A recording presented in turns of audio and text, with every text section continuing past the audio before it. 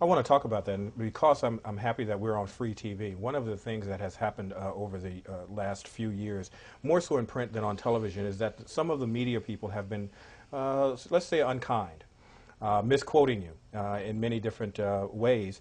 And because I know the man and I know the mission, I'm saying, well, where the hell did this come from? How do they do their research? If they, I mean, if they did a little homework, they would know these principles are sound and they work. You don't get as rich as you by selling a bunch of BS for so long from 1997 to now. So obviously you're doing something right.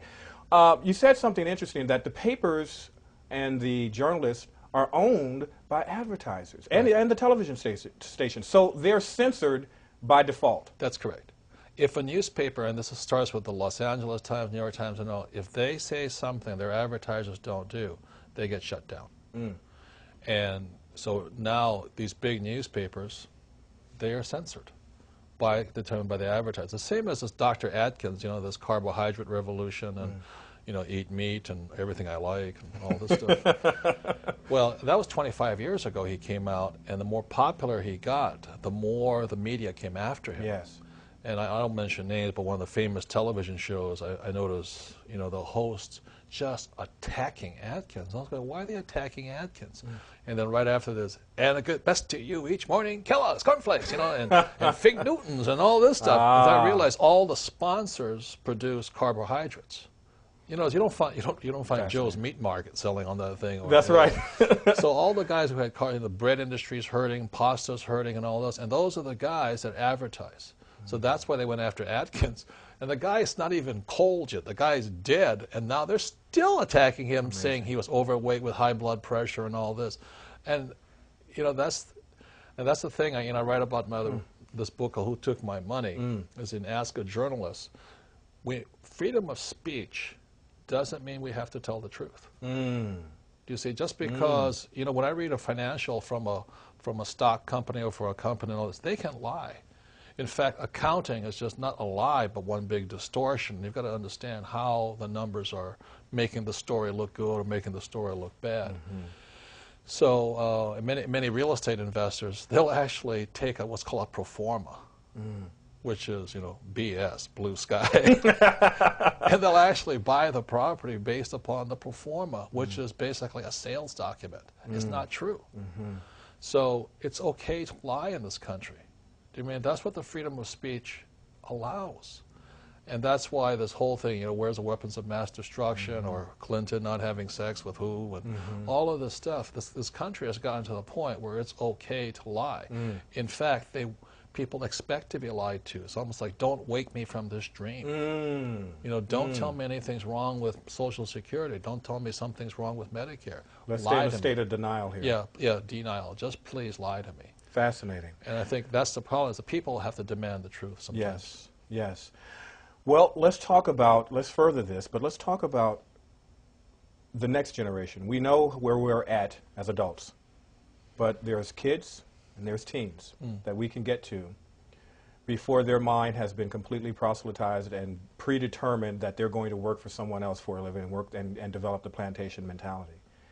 I understand now that you have the cash flow game, which is just played all over the world, but you have one called 202. It's an e-game, and it's played online. And you have one also for kids called Cash Flow for Kids or Smart Kids at Home. Talk to me about this game and getting out of the rat race, which is really what the game is dedicated to. It's like Monopoly on steroids, really. It's what it is, Well, Cash Flow was the first game that's patented property. Of course. It better be. The first game that taught accounting and investing simultaneously. See, accounting is the most boring subject on planet Earth, and investing is the most frightening. So you put the two of them together, you'll learn how to have fun, because it's just a game. And the reason the financial statement is so important is, my rich dad often said to me, is my teachers never asked me for my report card yet. My teachers never asked me if I had good grades. I've never been asked what school I went to. If you're playing the game of money, what they want to see is your financial statement. And less than 1% of Americans have a financial statement. They have credit applications and they have tax returns, but they don't actually have financials. And so if you don't have financials, the banker already knows you're a sucker and a loser, and you're not really playing this game anyway.